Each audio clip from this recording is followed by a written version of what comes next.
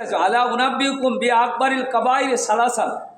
রাসূল পাক সাল্লাল্লাহু আলাইহি সাল্লাম বলেন, আমি তোমাদেরকে কি বড় অপরাধ সম্পর্কে জানাইতাম না? বড় বড় গুনাহ কোনটি, এটি কি জানাবো না? এই কথাটা তিনি তিনবার বলছেন। কবার? আমি কি তোমাদেরকে বড় বড় গুনাহ সম্পর্কে জানাইতাম না? আমি কি তোমাদেরকে বড় বড় কবিরা গুনাহ সম্পর্কে জানাবো না? আমি কি তোমাদেরকে বড় বড় কবিরা গুনাহ সম্পর্কে জানাবো না? বলনা বলা ইয়া রাসূলুল্লাহ। সাহাবায়ে কেরাম বলেন, হ্যাঁ ইয়া রাসূলুল্লাহ, আপনি জানাবেন। সুবহানাল্লাহ বলেন। তারপর নবী সাল্লাল্লাহু আলাইহি ওয়াসাল্লাম বলেন, ক্বালা আশিরকু বিল্লাহ, আল্লাহর সাথে শরীক করা, এটা কবিরা গুনাহ। ওয়া হুকুকুল ওয়ালিদাইন, পিতামাতার সাথে হক আদায় করা, পিতামাতার অবাধ্য হওয়া। হুকুকুল ওয়ালিদাইন, পিতামাতার অবাধ্য হওয়া, এটা কবিরা গুনাহ। ওয়া কানা মুত্তাকিয়ান, হ্যাঁ, এই অবস্থায় হুজুর পাক সাল্লাল্লাহু আলাইহি ওয়াসাল্লাম এই কাবা শরীফের মধ্যে ডেলান্দা অবস্থায় ছিলেন। কাবা শরীফের মধ্যে কেমন ছিলেন? নবীজি এমন ডেলান্দা ছিলেন কাবা শরীফ। এরপর ডেলান ওয়াকানা মুত্তাকিয়ান, নবীজি ডেলান অবস্থায় ছিলেন এই কথাটি বলার সময়। এরপরে তিনি ডেলান থেকে ফা জালাসা, তিনি বসে গেলেন। সুবহানাল্লাহ না? ফা জালাসা, বসলেন। ফাকালা আলা কাউলু জুর, এতক্ষণ তিনি হেলানরত অবস্থায় ছিলেন, অতঃপর তিনি বসলেন। এরপরে বললেন ওয়া কাউলু জুর, মিথ্যা কথা বলা, এটা কবিরা গুনাহ। এরপরে বলছেন মিথ্যা কথা বলা। ওয়া শাহাদাতু জুর, মিথ্যা সাক্ষী দেওয়া। জোরে বলি নাউজুবিল্লাহ। কাবা শরীফে দেলান অবস্থায় ছিলেন, এরপরে উঠটা বললেন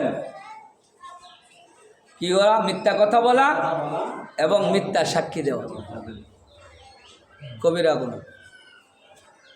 আর আমরা বাবাজান কেবলার জবান থেকে তো শুনছি, ওয়াইলুল লিল মুকাজ্জিবিন, লানাতুল্লাহিল কাযিবিন, ওয়াইলুল লিল মুকাজ্জিবিন, মিথ্যাবাদীর জন্য ওয়াইল জুজুব, মিথ্যাবাদী অভিশপ্ত, অভিশপ্ত মিথ্যাবাদী মালাউন। মিথ্যাবাদী আবার কাফির এই বলে একটা লিফলেটও লিখে দিয়েছে, মিথ্যাবাদীর ব্যাপারে মিছিলও করেছে। হ্যাঁ, তাহলে এখানে হাদিস শরীফে আসছে যে মিথ্যা কথা বলা, মিথ্যা সাক্ষী দেওয়া, এটাও কবিরা গুনাহ। কি গুনাহ? বড় বড় গুনাহগুলি কোন জায়গা বলছে বুঝা রেখে?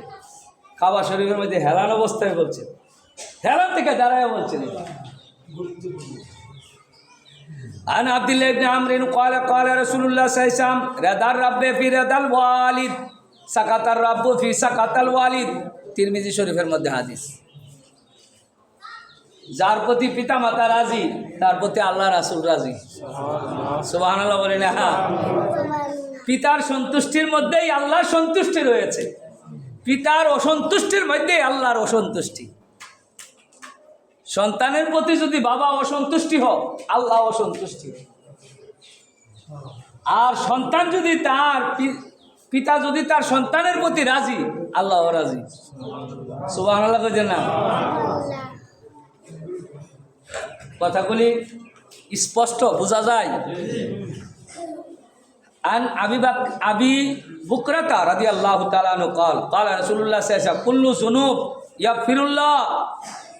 আল্লাহ হাবিব সাল্লাল্লাহু আলাইহি ওয়াসাল্লাম বলছেন, আল্লাহ পাক রব্বুল ইজ্জত প্রত্যেক অপরাধ আল্লাহ ক্ষমা করবেন, আল্লাহ যা চান। সুবহানাল্লাহ বলেন না? মাশাআল্লাহ, আল্লাহ সব অপরাধ ক্ষমা করবেন, আল্লাহ যা চাই। ইল্লাল হুকুকুল ওয়ালিদাইন, তবে যদি পিতা মাতার অবাধ্য না, অপরাধ আল্লাহ ক্ষমা করবেন না। আল্লাহ সব গুনাহ ক্ষমা করবেন, কিন্তু যারা পিতা মাতার অবাধ্য হইছে, অবাধ্য সন্তান, এই সন্তানের অপরাধ আল্লাহ ক্ষমা করবেন। কেননা এটা হাক্কুল ওয়ালিদাইন, এটা পিতার হক, মাতার হক, এটা কিন্তু আল্লাহর হক না। ফাইন্নাহু ইউআজ্জিলু লিসাহিবিহি ফিল হায়াতি ক্বাবলাল মামাত, বরং শুধু তাই না, ফাইন্নাহু ইউআজ্জিলু, নিশ্চয় ইউআজ্জিল ওচিল লিসাহিবি ফিল হায়াত, দুনিয়াতেই যারা পিতা মাতার অবাধ্য, দুনিয়াতেই শাস্তি পাইব। এটা আপনারা দেখবেন এটা বাস্তব দেখবেন, যারা পিতা মাতারে কষ্ট দিছে বা পিতা মাতার অবাধ্য, তারা দুনিয়া